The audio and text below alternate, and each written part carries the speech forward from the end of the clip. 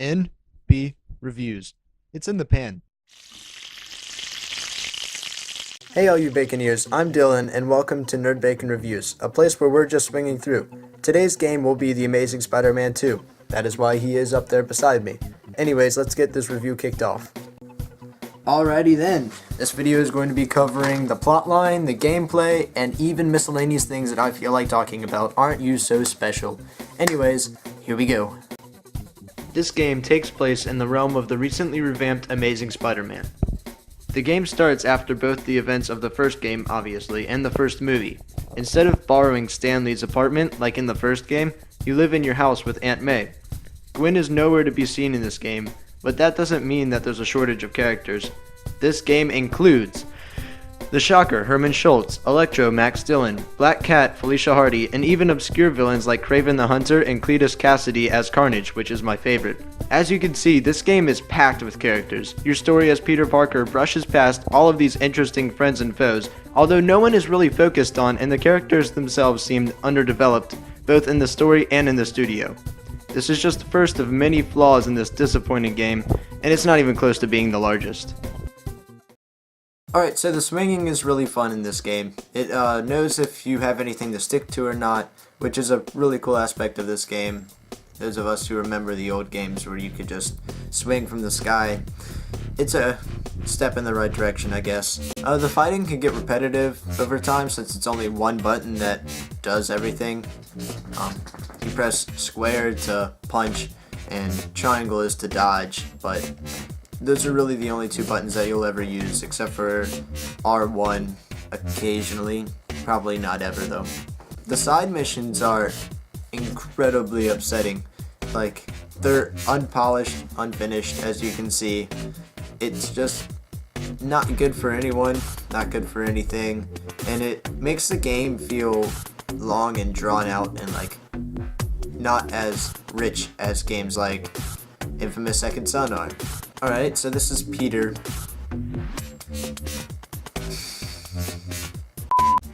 Alright, so this is Peter. Look at that face. I mean, seriously.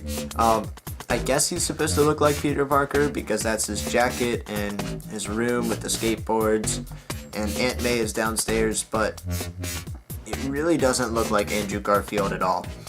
If you remember the Spider-Man 2 for the original Xbox, it actually looked like animated version of Tobey Maguire, which was amazing for 2004, but you figure that they should be able to recreate an entire person in 2014, 10 years later, but apparently not.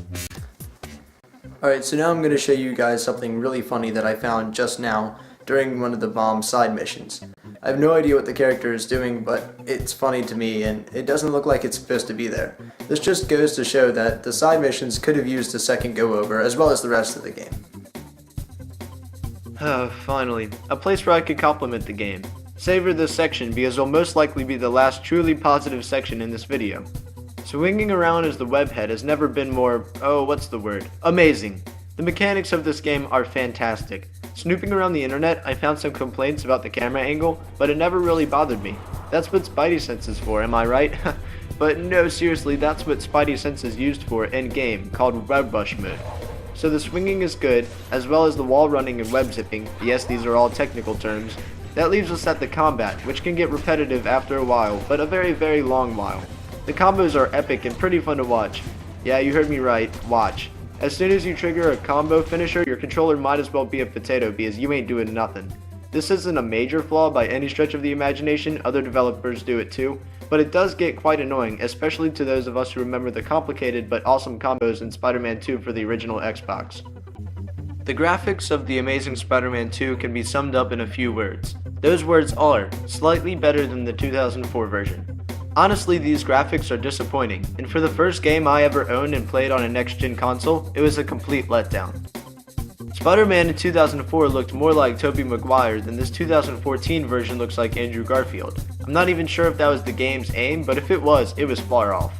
The animations are also very sloppy, leaving the game feeling unfinished and unpolished. There's nothing outstandingly bad about the game, but the major flaw that Beanox made was that they didn't add anything amazing except for the word itself in the title. Gay!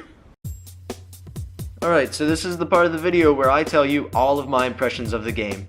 Firstly, the side missions are annoying as all get out. They include time-sensitive missions beating baddies, saving people from fires, and other insignificant deeds.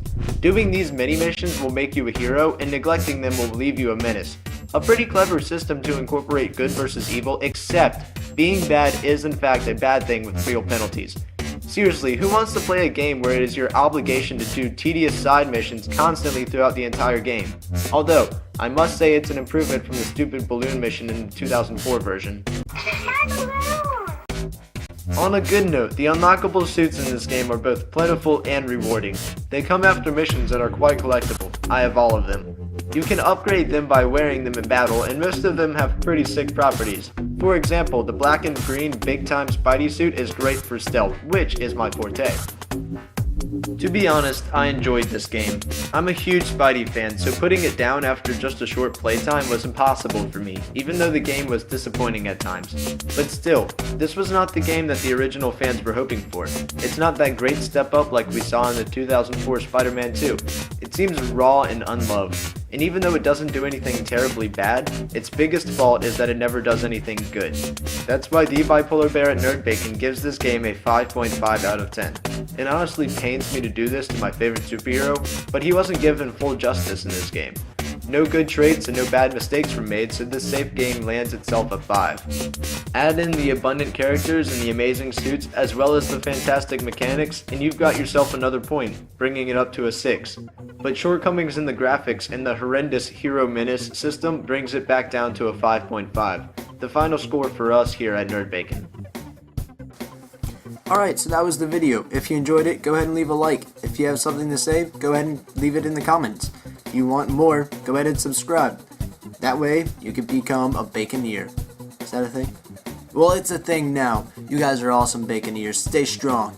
Anyways, that's the end of the video. Hope you enjoyed it. I'll see you in the next one. Hey, you. Yeah, you. Hungry for more video game reviews or news? Head over to the Bacon and feed your nerd.